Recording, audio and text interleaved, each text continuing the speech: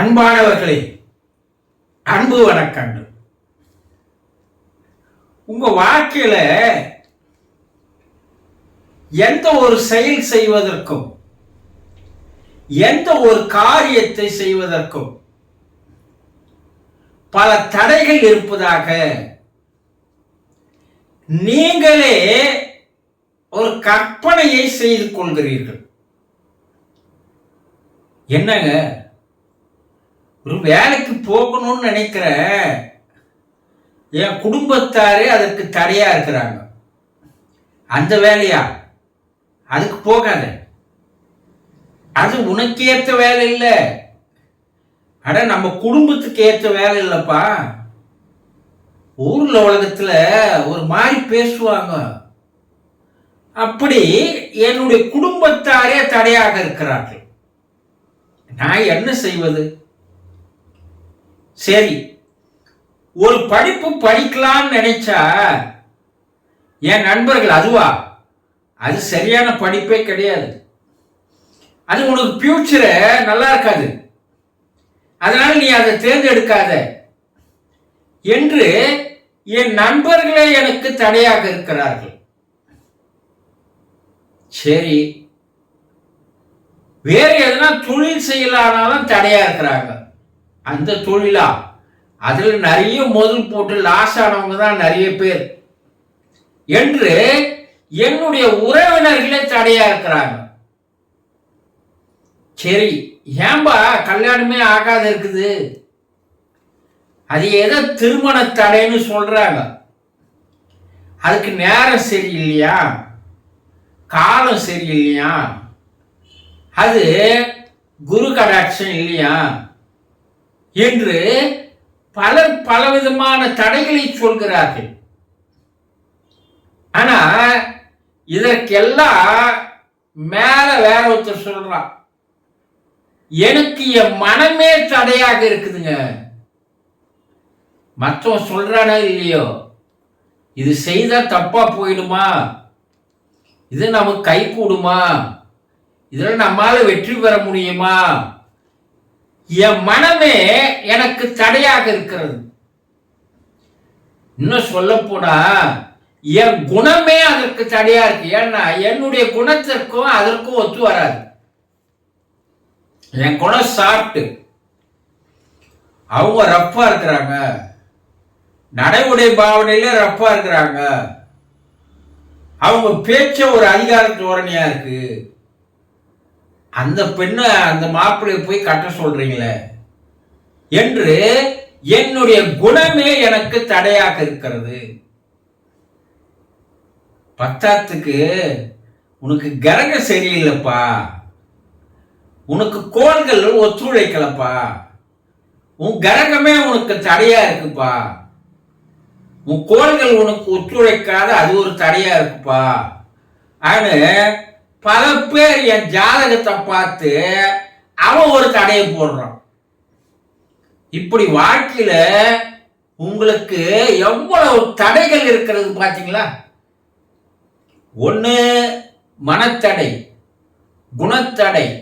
இன்னொருத்தர் பாத்தீங்கன்னா, என்கிட்ட பணம் இல்லைங்க, பணம் இருந்தா துணிஞ்சு எல்லா தொழிலும் ஆரம்பிச்சிருவேன், பணம் இருந்தா நான் எல்லாம் செய்வேன், எனக்கு பணமே தடையா இருக்குங்க. இப்படி ஏதாவது ஒண்ணு தடை தடை தடைன்னு ஏதோ ஒரு காரணம் காட்டி நீங்கள் வாழ்ந்து வருகிறீர்கள் இல்லையா? உண்மைதானே? எந்த ஒரு செயல் செய்தாலும், எந்த ஒரு காரியத்தை ஆரம்பித்தாலும் உடனே ஒரு தடை வந்துடுதுங்க. எனக்கு நான் என்ன செய்யறது? இப்படியே காலத்தை கழிக்கிறீர்களே, இது எந்த வகையில் நியாயம்? வெற்றி பெற்றவர்கள் எல்லாம் அந்த தடைகளை பார்த்து பயந்தா உட்காந்துட்டான் இல்லையே. நீங்களாக ஒரு கற்பனையை செய்து கொள்வது, அது என்ன? அந்த கோள்களும் கிரகங்களும் உங்களுக்கு மட்டுமே தடை போடுது, மற்றவனெல்லாம் ஊக்குவிக்குது, உற்சாகப்படுத்துது. அதை சிந்திச்சு பார்த்திருக்கிறீங்களா? கோள்களையே மாற்றி போட்ட அமைப்பை உருவாக்கி அதன் மூலமாக பல சாதனைகளை செய்ததாக சித்தர்கள் கூறுகிறார்கள். கோள் என்ன பண்ணும் உன்ன, கிரகம் என்ன பண்ணும் உன்ன, ஏன்னா அதற்கெல்லாம் அதிபதியான, அதற்கெல்லாம் ஒரு அரசனான ஒரு சக்தியே உன்னிடம் இருக்கும்போது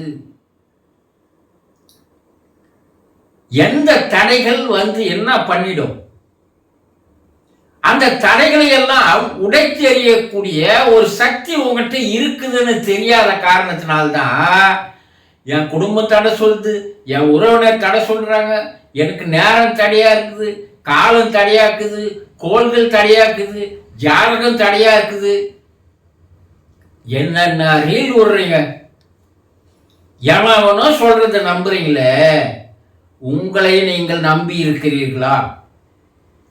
உங்களுக்குள்ளேயே இந்த உலகத்தை படைத்த, உயிரினங்களை படைத்த, இந்த உலகத்தை இயக்கி வருகின்ற, ஆட்டி படைக்கின்ற ஒரு மாபெரும் சக்தி உங்களுக்குள்ளே இருக்கிறது.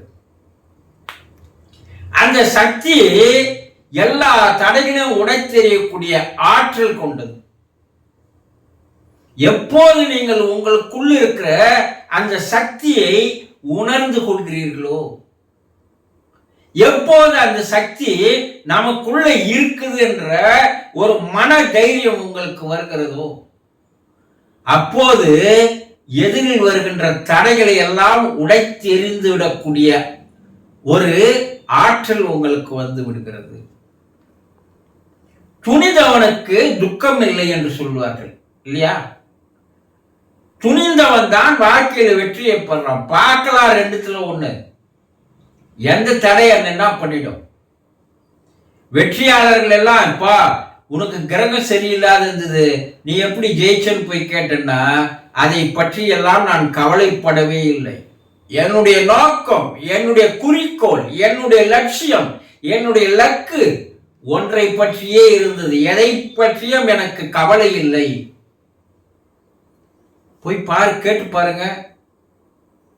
அப்போ உன்னை, உனக்குள் இருக்கின்ற அந்த சக்தியை, ஆற்றலை, கடவுளே உனக்குள்ள இருக்கிறாயா, ஆண்டவனே தெய்வமே உனக்குள் இருக்கும் போது, அந்த பராசக்தியான பரம்பொருளே உனக்குள்ள இருக்கும் போது யார் என்ன செய்திட முடியும்? உன்ன இறைவனுக்கு தடைகள் உண்டா? இறைவனுக்கு யாராவது தடைகள் போட முடியுமா? அப்படிப்பட்ட ஒரு சக்தியை உனக்குள்ளே வைத்துக் கொண்டு அவன் போடுகின்ற தடைகளுக்கெல்லாம் பயந்து நீ செத்தால் உன் வாழ்க்கையே டோட்டலா வீணானதுதான். இறைவன் என்ன சொல்றா, எப்ப நான் அவனுக்குள்ள இருக்கிறேன் அதை அவன் தெரிஞ்சுக்கலையே. அவன் எப்போது என்னை தெரிந்து கொள்கிறானோ அப்போது அவனுக்கு எதிரிகள் இல்லை, பகைவர்கள் இல்லை, தடைகள் இல்லை. அனைத்தையுமே உடைத்தெறியக்கூடிய ஆற்றல் அவனுக்கு வந்து விடுகிறது. அவன் என்னை தெரிஞ்சிக்காதவரை, புரிஞ்சிக்காதவரை அவன் பயந்து பயந்தேதான் வாழ்க்கையில் சாவான். நான் என்ன பண்ண முடியும்? இது யார் சொல்றது? ஆண்டவன் சொல்கிறான். என்னை அறிந்தவன் இந்த உலகத்தை வெற்றிகளை பெறுகிறான். இப்போ எல்லா தடைகளையும் உடைத்தெறியக்கூடிய ஆற்றல் உங்களுக்குள் இருக்கிறது, சக்தி இருக்கிறது என்பதை முதலில் புரிந்து கொள்ளுங்கள். உங்கள் வாழ்க்கை வெற்றிகளை நோக்கியே போகும். சந்தோஷம்.